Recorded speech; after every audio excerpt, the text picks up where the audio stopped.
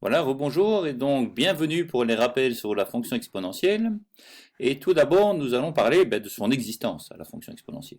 Alors, par définition, la fonction exponentielle, notée exp, est l'unique fonction, f, définie sur l'ensemble des réels telle que sa dérivée est égale à elle-même. Donc, telle que f' de x est égale à f de x. Et aussi telle que l'image de 0 par la fonction est égale à 1. F de 0 est égal à 1. Donc la fonction exponentielle est la seule fonction qui satisfait à ces deux contraintes. Et on note alors que cette fonction exponentielle de x, c'est e exposant x. Voilà, donc elle existe, et à chaque valeur de x, elle va associer une seule image, e exposant x. Les variations de la fonction. Comment cette fonction varie? Est-ce qu'elle croît, est-ce qu'elle décroît, est-ce qu'elle a des maxima, des minima, etc.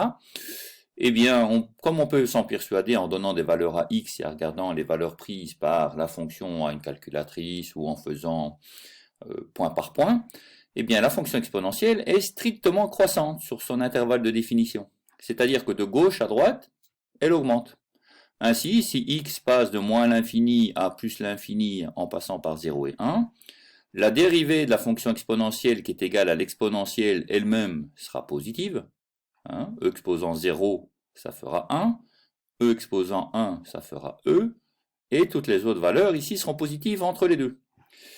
Et l'exponentielle de x, donc, puisque la dérivée est positive partout, sera une valeur croissante. Donc comme on le voit ici, en moins l'infini, cette exponentielle a la valeur 0, en plus l'infini, elle a la valeur plus l'infini, et entre eux, eh bien en 0, comme je l'ai déjà dit, elle vaut 1, en 1, elle vaut E, et elle ne fait que croître entre les valeurs de x qui vaut moins l'infini à plus l'infini. Voilà, sa représentation est la suivante. On le voit, c'est la courbe en rouge dessinée ici dessous. D'accord? Donc en moins l'infini, la fonction part vers 0. En 0, la fonction vaut 1. En 1, la fonction vaut E. Et en plus l'infini, lorsque x tend vers plus l'infini, là-bas, la fonction, elle tend vers plus l'infini beaucoup plus vite. Donc la fonction, voilà, elle part de moins l'infini, elle passe par 0, 1, elle passe par 1, E, et puis elle continue là-bas vers plus l'infini. Et l'on peut calculer les tangentes ici en deux points particuliers. Par exemple, la tangente lorsque x vaut 0, eh bien cette tangente est ici. On voit que c'est la fonction y égale x plus 1. Et on a une autre tangente particulière en la valeur x qui est égale à 1. Cette tangente est représentée ici. D'accord? Je vous laisse deviner son équation. Voilà, donc cette fonction exponentielle a évidemment plein de propriétés, de règles, etc. qui permettent de faire des calculs avec. Alors dans les propriétés algébriques, nous reprendrons que la valeur de e elle-même, qui est la base de la fonction exponentielle, ce qu'on appelle la base, c'est 2,718, 282. Bon, si vous retenez déjà que e vaut 2,7, c'est déjà pas mal. Donc c'est un nombre plus grand que 2, plus petit que 3, mais plus proche de 3. D'accord? E exposant 0, comme n'importe quoi exposant 0, vaut 1. E exposant 1, comme n'importe quoi exposant 1, vaut ce qui est en dessous, c'est-à-dire E. Alors des règles particulières, mais qui sont en fait les mêmes que celles qu'on a déjà vues pour des fonctions puissances, c'est E exposant A plus B est égal à E exposant A fois E exposant B. E exposant moins A sera l'inverse de E exposant A. E exposant A moins B, ce sera le quotient de E exposant A sur E exposant B. Et E exposant A exposant N, ce sera E exposant NA.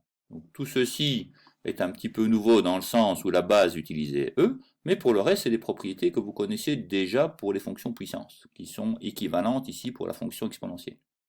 D'accord? Donc n'oubliez pas une chose importante, c'est l'exponentielle d'une somme est égale au produit des exponentielles. L'exponentielle d'une différence est égale au quotient des exponentielles. Et puis ces propriétés-ci en découlent. Petit exemple, pour tout x appartenant à l'ensemble des réels, eh bien on aura que e exposant moins x au carré fois e exposant 3x, eh bien puisqu'on a moins x au carré, ça fera e exposant moins 2x, qui est là, fois e exposant 3x, e exposant quelque chose fois e exposant quelque chose, ça fait l'exponentielle de la somme, donc ça fait l'exponentielle de moins 2x plus 3x, ça fait bien e exposant x. Voilà comment utiliser les propriétés qui sont ci-dessus. Après, on peut généraliser évidemment à tous les calculs que l'on veut. Le signe de la fonction, comme on l'a vu déjà sur la représentation, que je vous remontre ici, la fonction, elle est au-dessus de l'axe des x. Donc la fonction, elle est strictement positive. Donc voilà, pour tout x, la fonction e exposant x est plus grand que 0. Remarquez aussi que les valeurs de x qui sont possibles, c'est-à-dire le domaine de la fonction, de nouveau, c'est tous les réels. On peut donner à x n'importe quelle valeur possible, qui va de moins l'infini à plus l'infini. Le résultat, c'est que l'image de x par la fonction e exposant x est positive. Voilà, donc pour tout x, e exposant x plus grand que 0. Équation et inéquation, on peut résoudre des équations et des inéquations avec la fonction exponentielle, et les règles sont un petit peu les suivantes. Alors, quel que soit a, b et x des réels positifs, on aura les propriétés suivantes à utiliser pour la résolution. Si e exposant a est égal à e exposant b, alors ça veut dire que a égale b, et vice-versa. Pour ça, vous avez le signe d'équivalence ici. De la même façon, e exposant a plus petit que e exposant b équivaut à a plus petit que b. Ça, c'est bien dû au fait que la fonction est croissante. Puisque la fonction est croissante, je le remonte ici, la fonction de gauche à droite, elle ne fait que monter, elle est croissante, sa dérivée est positive, donc c'est bien une fonction croissante.